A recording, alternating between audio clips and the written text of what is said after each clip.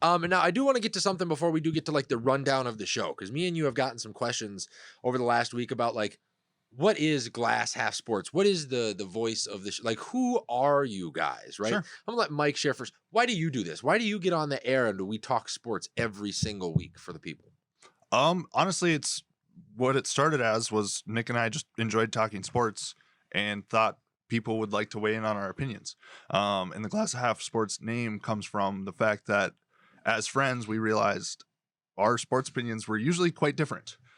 Most of our opinions are usually quite different. Yeah. So it's usually glass half full, glass half empty kind of a thing. So it's who you agree with as we talk through the sports. Yeah. And we do this for me more specifically because I do not feel like the voice of the true 25 to 35-year-old and maybe even a little younger, a little older on each side sports fan is represented well in this state. It's a lot of rah-rah, Paul Allen, common man, you know, softer than two-ply type sports takes when this team hasn't won a championship since 1991. Minnesota now has 50 playoff appearances without a championship appearance, let alone a ring. Yeah, and it's like, and you, the tweet that you sent me earlier this week, like those are the worst statistics across the country for a city with all, not just all four major sports teams, folks. Keep in mind, we do also have MLS, we have WNBA, we've got, WNBA's got some championships. Congratulations to them, but we deserve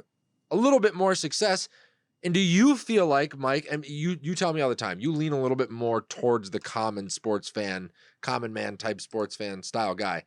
Do you feel like there's enough pressure from the media on the players, on the coaches, on the ownership to be successful? Yeah, media-wise, I would say like it is definitely a different culture than Philadelphia or New York or Boston or Texas or LA or yeah, right, those major market cities.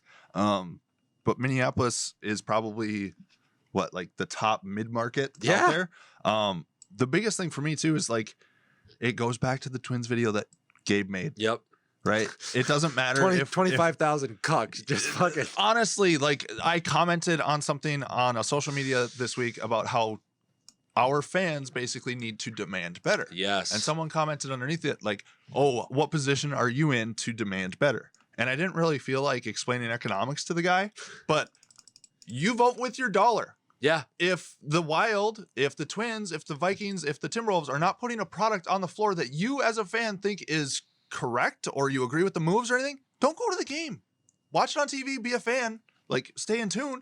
But guys, you vote with your dollar. So if you don't like what's happening, don't watch. Don't watch. Don't pay for merch. Don't go to the games. Or get behind somebody like me and Mike who's going to sit down and rip the Twins when they're bad, who's going to sit down and tell you that Bill Guerin was way too soft in this presser for the first time ever this last week when asked if this season was a failure, or when we bring up how bad Karl Anthony Towns' attitude has been, and that's why it has cost the Minnesota Timberwolves the first 3 years of Anthony Edwards' career.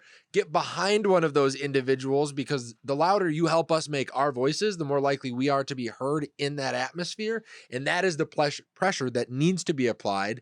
We are your voice. Yeah. Like we are here for you. We are your megaphone. So. Right? So that is, I just wanted to get that out of the way because that question was posed to me a couple of different times this week. And I was just like, hey, I mean, and to another point, outside of that, you look at the relationship that the media, our media has with players.